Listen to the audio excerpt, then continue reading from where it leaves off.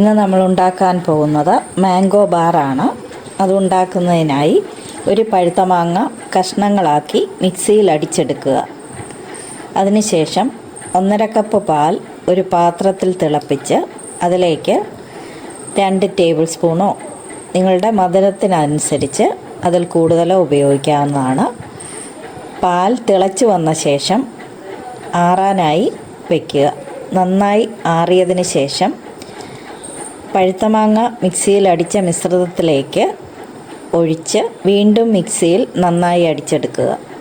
ഇത് ഒരു മോൾഡിലേക്ക്, അതായത് ഐസ്ക്രീം മോൾഡിലേക്ക് ഒഴിച്ച് ഫ്രീസറിൽ വെച്ച് 5 മണിക്കൂറിന് ശേഷം മാംഗോ ബാർ ആയി സെറ്റാക്കി എടുക്കാവുന്നതാണ്.